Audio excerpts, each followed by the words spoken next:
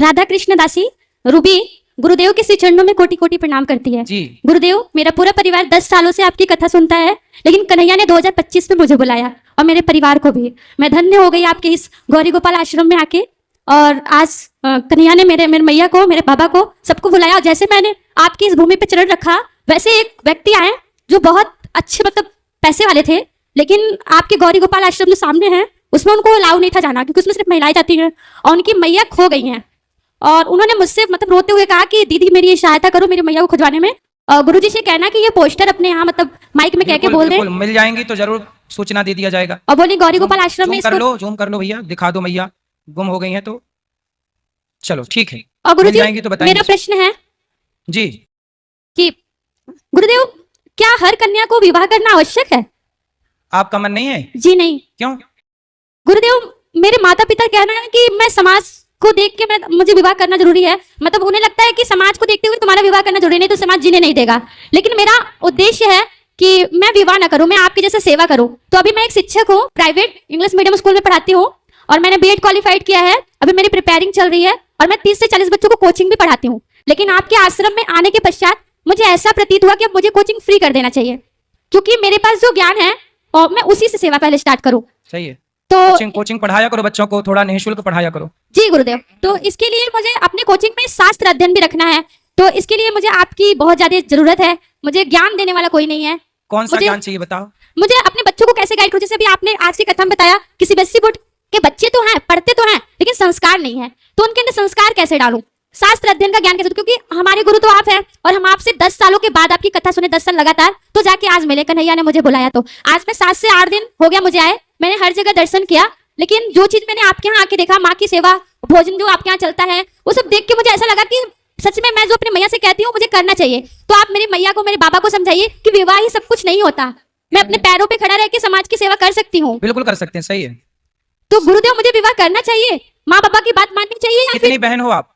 3 बहन हो और मेरे भ्राता 2 हैं। देखो, आपका विचार अच्छा है कि समाज सेवा करना चाहिए, लेकिन आपको आपके मन पर भरोसा है? यस जी गुरुजी। सुनो, मन आज तो चलो ठीक है, कल को मन यदि भटका, तो यदि आप अपने मन को सदा कंट्रोल कर सकें, अपने मन पर आप हावी हो सकें, तो फिर ठीक है, आप समाज की सेवा करिए। समाज की सेवा तो सबसे बेस्ट, इससे बढ़िया कोई काम नहीं हो सकता, लोक परलोक दोनों के लिए। तो गुरुजी, आपके यहाँ गुरुकुल है, तो आपने गुरुकुल में कन्याओं को स्थान क्यों नहीं दिया? इसलिए तो आज ही कथा में बोले कि हम एक विद्यालय बना रहे हैं जहां बेटियां भी पढ़ेंगी और बेटे भी पढ़ेंगे। तो और आप साथ जुड़े रहना, तो आपको ही वहां पढ़ाने के लिए हम नियुक्त करेंगे कि आप पढ़ाना, ठीक है? तब तक और आप अपना ध्यान मजबूत करो।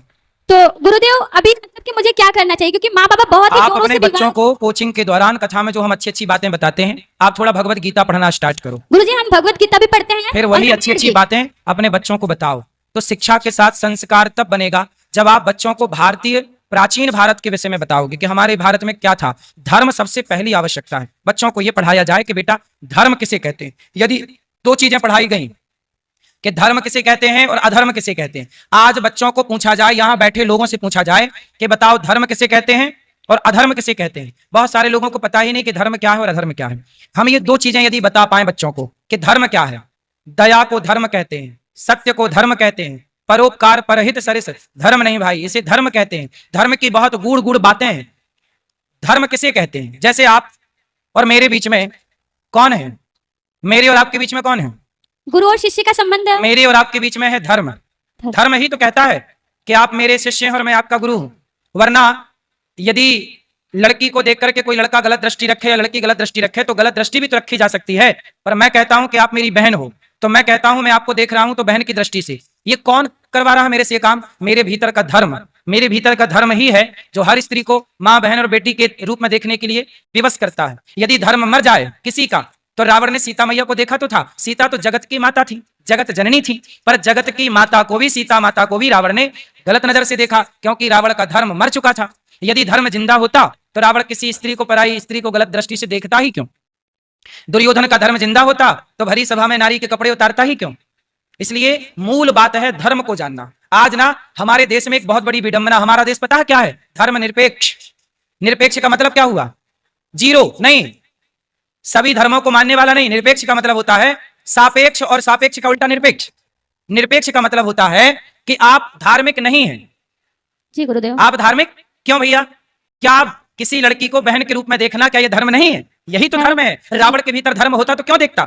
जी गुरुदेव। आज तुम कह रहे हो धर्म निरपेक्ष बन गया तभी तो बलात्कार हो रहे हैं। धर्म सापेक्ष होता तो बलात्कार क्यों होता? लोगों को पता होता कि बेटा किसी लड़की को देखना गलत है। अब धर्म का पाठ है ही नहीं, धर्म निरपेक्ष चिल्ला रहे हैं लोग। धर्म जब है ही नहीं तो धर्म का आचरण करेगा कौन? फिर बेटा अपने बाप के साथ धर्म नहीं कर रहा है, फिर बेटा अपने माँ बाप के साथ धर्म नहीं कर रहा है, पत्नी अपने पति के साथ धर्म नहीं कर रही है, पति अपने पत्नी के टुकड़े करके कुकर में पका रहा है, पत्नियां पति को मार मार के ड्रम में पैक कर रही है। क्यों? क्योंकि धर्म नहीं है।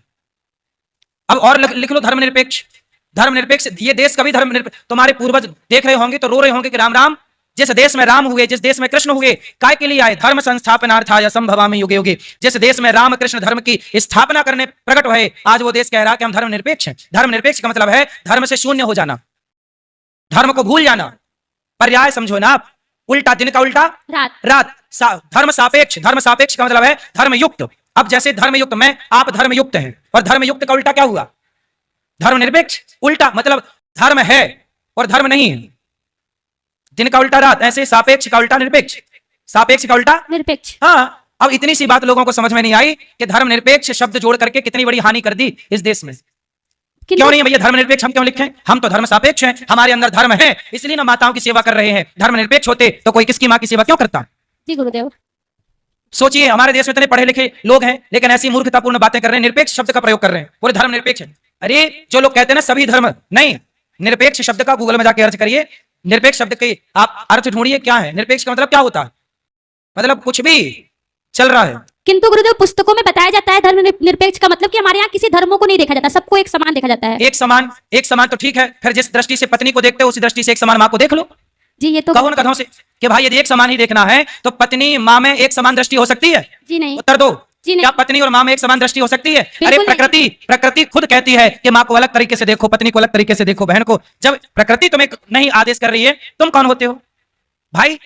दाहिना हाथ होता है और बाएं हाथ। तुम्हारे मुंह पे हाथ जाए ना तो धुलते नहीं हो, पर यही हाथ सोच के लिए नीचे जाता है। तो फिर एक साथ व्यवहार करो ना, मुंह पे हाथ लगाओ तो नहीं धुलते, तो सोच के लिए जाता तो काहे धुलते हो बाद में? फिर मत धुलो भाई, व्यवहार आप ही करते हो ना दो तरह का। मुंह पे हाथ लगाते हो नहीं धुलते हो, सोच के लिए हाथ डालते हो तो धुलते हो। क्यों? फिर करो एक समान व्यवहार कि नहीं जी यहाँ पे हाथ नहीं धुला तो वहां भी नहीं धुलेंगे। मतलब गधई की भी हद हो गई है ना। गजब के गधे हैं, छोटे मोटे गधे नहीं है, गजब के गधे हैं। गुरुदेव मैया और बाबा को कैसे समझाऊं? आप अभी मस्त पढ़ाई करो, पढ़ाई कराओ, फिर बाद में जब ले आओगे तो हम समझाएंगे माँ बाप को।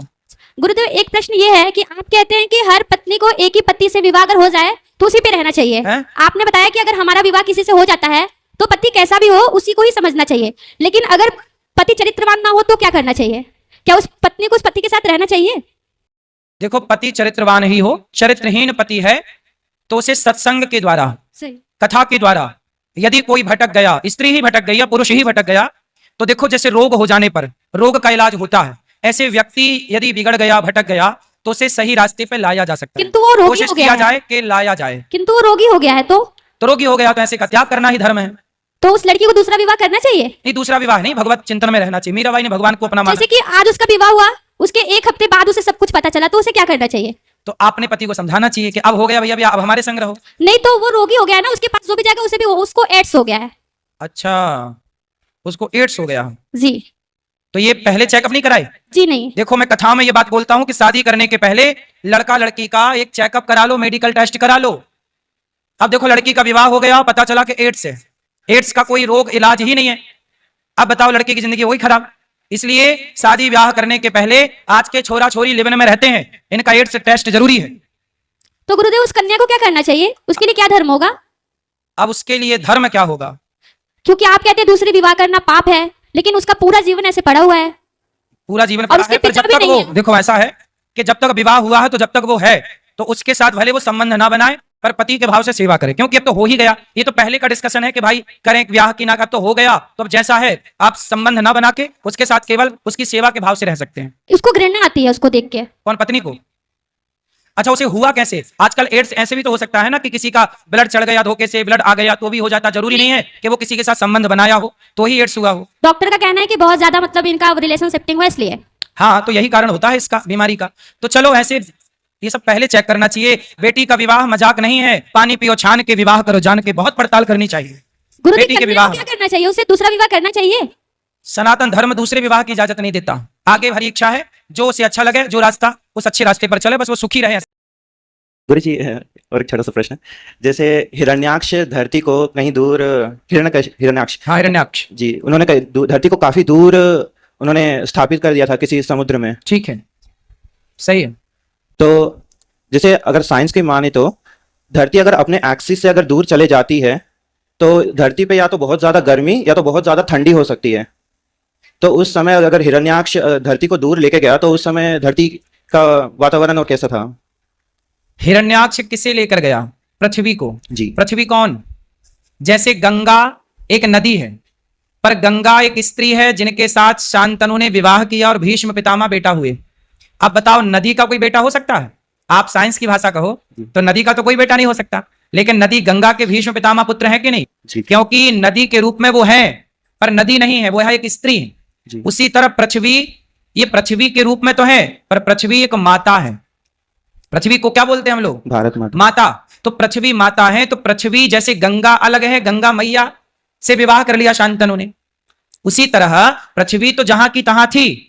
जो पृथ्वी का जो स्त्री रूप है, उस स्त्री रूप का हरण किया था हिरण्याक्ष ने, और भगवान ने मार करके उस पृथ्वी को आजाद किया था। धन्यवाद गुरुजी, क्लैरिफिकेशन। इसलिए आपने एक चीज और यहां सुनी होगी कि जब पृथ्वी पर पाप बढ़ता है तो पृथ्वी गाय का रूप बना करके भगवान के पास जाती है, ये कहने के प्रभु पाप बढ़ गया, ठीक करो। अब पृथ्वी पूरी तो भगवान के पास नहीं जा सकती, पृथ्वी का जो अंश है, जैसे आपके शरीर में है, आप शरीर से हैं। जैसे इसका एक उदाहरण समझो, आज से लगभग 2500 साल पहले आद्य शंकराचार्य जी हुए हैं, उनके बारे में पढ़ना। आद्य शंकराचार्य जी से एक स्त्री ने प्रश्न कर दिया, मंडन मिश्र की पत्नी माता भारती ने, कि बताओ कि स्त्री के भीतर काम का वास कहां होता है? तो आद्य शंकराचार्य जी तो ब्रह्मचारी थे, शादी ब्याह करी नहीं, तो उन्हें क्या पता कि स्त्री के अंदर काम कहां होता है। फिर आद्य शंकराचार्य जी ने अपना शरीर छोड़ा। अब सोचिए, मैं जो बताने जा रहा हूं वो बात यह है, आद्य शंकराचार्य जी ने अपना शरीर छोड़ा और परकाया प्रवेश किया। इसे बोलते हैं परकाया प्रवेश विद्या। हमारे भारत में ऐसी भी विद्या थी जो परकाया प्रवेश, मतलब आद्य शंकराचार्य जी ने अपना शरीर छोड़ा, शिष्यों से कहा कि मेरे शरीर को संभाल के रखना, और वो दूसरे के शरीर में प्रवेश कर गए। एक राजा मर गया था, उस राजा के शरीर में प्रवेश कर गए। उस राजा के शरीर में जाकर उसकी पत्नी के साथ रहकर उन्होंने सब समझ लिया कि स्त्री के अंदर क्या है क्या नहीं है। फिर वो वापस राजा का शरीर छोड़कर अपने यथार्थ शरीर में आ गए। उसी तरह जैसे आद्य शंकराचार्य जी का एक शरीर पड़ा था और वो अपने शरीर को त्याग कर दूसरे शरीर में प्रवेश कर गए, ऐसे पृथ्वी तो जहां की तहां थी, पर पृथ्वी का एक शरीर निकल गया जिसे हिरण्याक्ष चुरा करके ले गया। वो समझो ये पूरी कथा, बात समझ में आई? जी गुरुजी। हाँ, ये परकाया प्रवेश। उसी तरह पृथ्वी अपनी जगह थी, पर पृथ्वी का जो आंशिक रूप था, जैसे रावण ने सीता को नहीं चुराया, छाया सीता को चुराया, ऐसे छाया पृथ्वी आप कह सकते हैं कि पृथ्वी का एक रूप था जिसे चुरा लिया हिरण्याक्ष ने। बाद में 12 भगवान ने उसे मारकर पृथ्वी को स्थापित किया। धन्यवाद गुरुजी। एक सेकंड, थोड़ा सा बैठा, बैठ जाओ, अभी बैठ, बोलो। आज के युग में एक व्यक्ति के जीवन में सबसे ज्यादा क्या महत्व रखता है, चरित्र या धन? चरित्र ही कीमती है, धन क्या कर, धन तो रावण के पास भी था। तो गुरुजी, जैसे आज चरित्र अगर सबसे ज्यादा महत्व रखता है तो कुछ लोग धन के लिए चरित्रहीन क्यों हो रहे हैं? ये बात सही है कि पैसा लेकर के आदमी शरीर बेच रहा है। आजकल बिल्कुल शरीर बिकता है, पैसों में लोग खरीदते हैं। तो ये वो लोग हैं जो पैसे को महत्व देते हैं, इसलिए समाज में इनकी प्रतिष्ठा नहीं होती, समाज इन्हें अच्छा नहीं कहता, ये अच्छे नहीं होते जो पैसे के लिए बिक जाएं। अरे धर्मात्मा तो स्वधर्मे निधनम श्रेयः पर धर्मो भयावह। अपने धर्म में रह के मर जाना श्रेष्ठ है, पर अपने धर्म का कभी परित्याग नहीं करना चाहिए। धर्म का मतलब, नारी का धर्म है कि वो अपने को ना बेचे बाजार में, पुरुष का धर्म है कि वो अपने को ना बेचे बाजार में, अपने को ना बेचे। धन्यवाद गुरुजी। धर्म यही है, अब लोग करते हैं बेटा वो अधर्म है। और गुरुजी, जैसे भीष्म पितामह, माइक पास में लो, थोड़ा जोर से बोलो। जैसे गुरुजी ने भीष्म पितामह ने बाणों की शैया पे लेटा क्योंकि उन्होंने किसी जन्म में एक सांप को कांटे के ढेर में डाल दिया था। तो आज का व्यक्ति मुर्गा, मांस, मछली बहुत कुछ खाता है, तो उसका परिणाम क्या होगा? भयानक होगा, होता भी है, अभी नहीं समझ में आ रहा, पर होगा, भोगना तो पड़ेगा, कहाँ जाओगे जी। जैसे उन्होंने छोटा सा बस सांप को दूर किया था, वो भीष्म पितामह के 21 जन्म पहले, कुछ लोग कहते हैं 100 जन्म पहले, पिछले किसी जन्म का पाप था, इस जन्म का नहीं था वो जी। जो आज आपने पाप किया वो किसी जन्म में भोगना पड़ता है जी। आज ही मिलेगा, इसकी जरूरी नहीं है कि आज ही मिल जाएगा, मिलेगा जरूर, ये जरूर, अवश्य में भोक्तव्यम, मिलेगा। और गुरुजी, जैसे अर्जुन को कृष्ण ने उनको पूरा भागवत सुनाया, उन्होंने गीता सुनाई जी, गीता सुनाई। और फिर अर्जुन को लास्ट में अभिमान क्यों हुआ? उन्होंने बर्बरीक से ये क्यों पूछा कि सर्वश्रेष्ठ योद्धा कौन है? देखो, हमने आपको भागवत सुना दी जी, गीता सुना दी, पर ये गारंटी थोड़ी है कि आप गीता सुन के अभिमान नहीं करेंगे। जी अर्जुन ने गीता सुन ली पर अभिमान किया, बाद में फिर उनका अभिमान चूर चूर हुआ, बाद में वो ठीक हो गए। तो अभिमान नहीं आना चाहिए। समाज के लिए मैसेज था कि अर्जुन का भी अभिमान होगा तो भगवान उनका भी घमंड चूर चूर कर देंगे, तो फिर हम और आप कौन है। इसलिए ये सब समाज के लिए मैसेज है। जी, धन्यवाद गुरु जी। एक लास्ट क्वेश्चन है गुरु जी।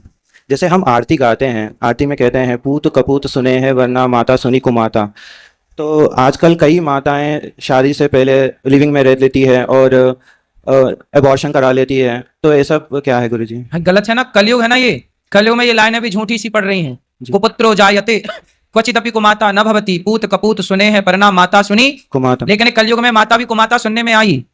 कितनी माताएं हैं जो बच्चों को झाड़ियों में फेंक देती हैं, ये कुमाता ही तो हैं। कितनी माताएं हैं जो अपने एक बच्चे के साथ रहती हैं और दूसरे बच्चे को घर से निकाल बाहर करती हैं, कुछ एक रत्ती नहीं देती। बहुत सारे बच्चे आके मेरे पास रोते हैं, हमारे माँ बाप ने घर से निकाल दिया। बड़े बेटे के साथ रहती है या छोटे बेटे के साथ, उनका अच्छा है लेकिन हमारे के साथ वो अच्छा व्यवहार नहीं करती। तो कलयुग है ना ये कौन सा युग है? ये युग का प्रभाव है। यहाँ माताएं भी अपने रास्ते से भटक गई, कुछ सब नहीं। धन्यवाद गुरु जी।